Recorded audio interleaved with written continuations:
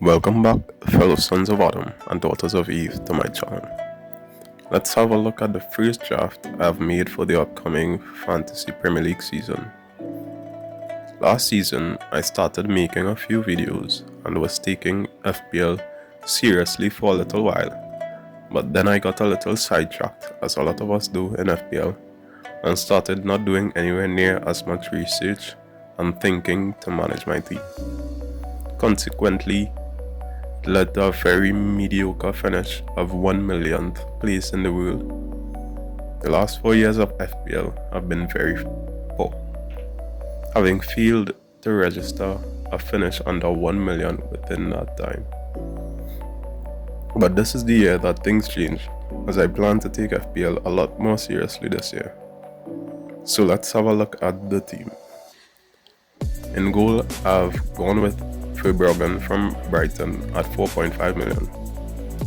At that price point, he is easily one of the best keepers to go with, as I usually don't like to pick a goalkeeper over 5 million.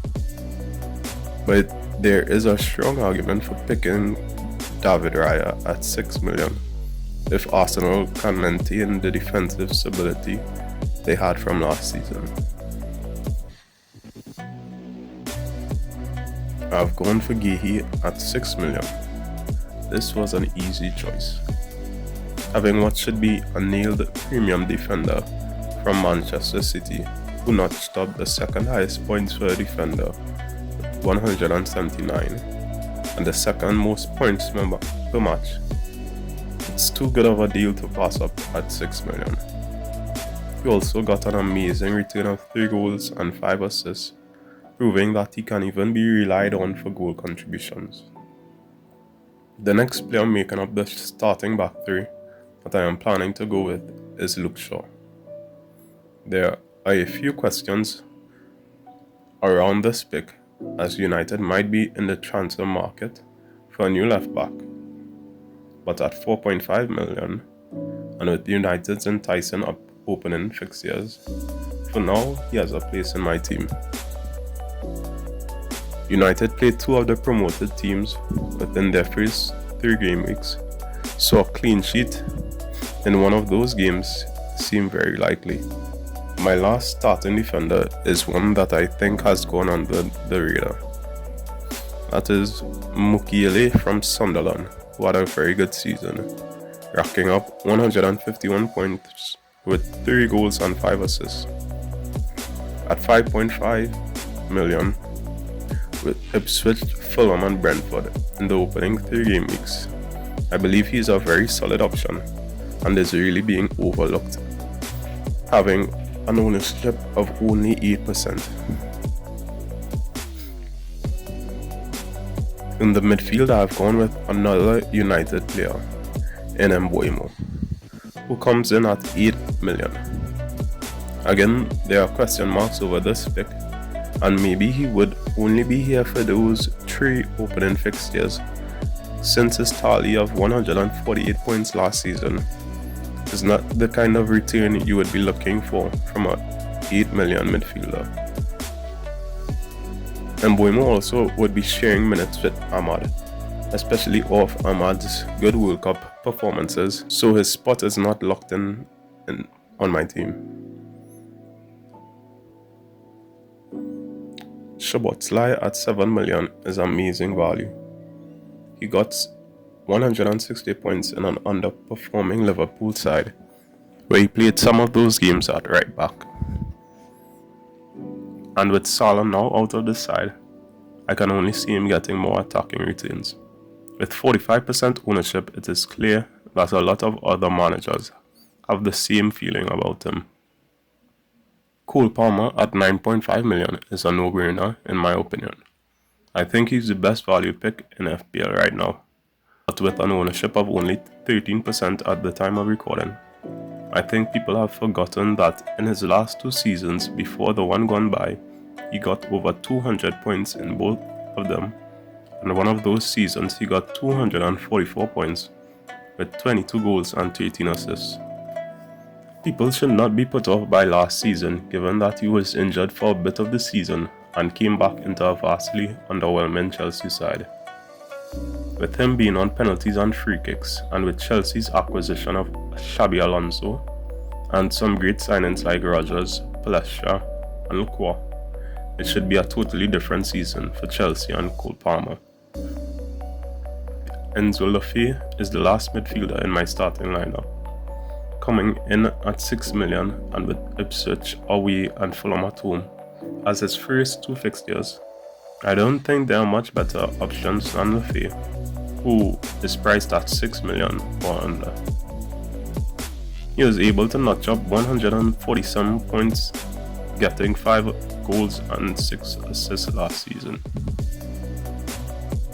The midfield, however, is not set, as Okafor at 6 million and Harry Wilson at 6.5 million are both on my radar, and Mbeumo would be the first on the chopping block, and Lafay's spot is not totally locked in as yet, also bearing in mind that this is just an early first draft. Now moving on to my forwards is where things get very exciting. About 1/3 of the 100 million budget has gone towards these 3 players. Starting off with João Pedro at 7.5 million. One of the best priced forwards we have seen in years. There is no debating the value to be found in this pick. His 177 points in an underwhelming Chelsea side should only get better with the arrival of Xabi Alonso, a fully fit Palmer, and another creative player in Morgan Rogers.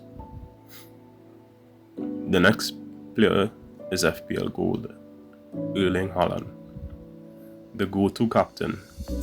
He is FPL royalty at this point, a player in the same class of what Prime Salah was. At 15.5 million, the price is very steep.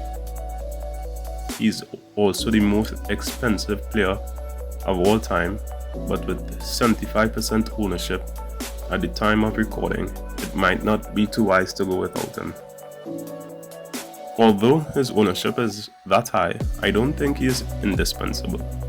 With other captaincy options like Bruno and Cole Palmer, who I believe should be back to his best, even Isak, my last forward at 9 mil, should be able to make going without Haaland a viable option. Isak, who has the added bonus of Ekitike being injured, should be able to find his goal-scoring form he had at Newcastle, where he was starting to look like one of the best forwards in the world at that time. 9 million is just the right price point for him to be a really good pick. Now onto the bench, which is a very cheap one. We have Dubravka from Spurs at 4 million, Kadioglu from Brighton at 4.5 million, who would be my first option coming off the bench. Having started 34 of Brighton's games, amassing a total of 118 points, he is exactly what I would be looking for in a bench defender. The only caveat is that his rotation with Mukiele is not the most ideal, since Mukiele game weeks 4 and 5 fixtures are against Arsenal and City respectively, and Kadioglu fixtures in those 2 weeks are Coventry away, which isn't so bad.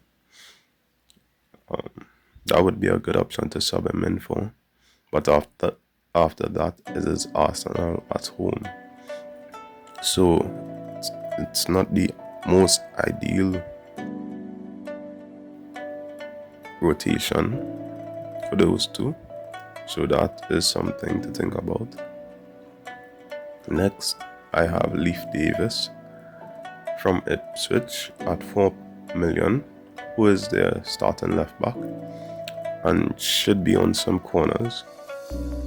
My last bench option is Matt Crooks from Hull at 4.5 million, who played 31 games in the championship for them, contributing with 4 goals and 4 assists. Overall, I'm very pleased with this first draft and could see it remaining a lot like what it looks like now come the first game week. let's also talk about what we see on the left hand side of the screen. So my game week rank from last season, 1 million, and my lofty expectations of getting a top 50k finish this year in FPL.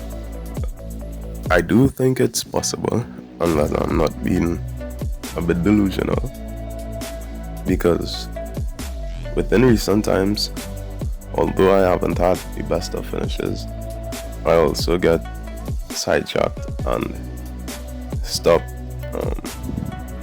keeping up with FPLs as much as I'd want to.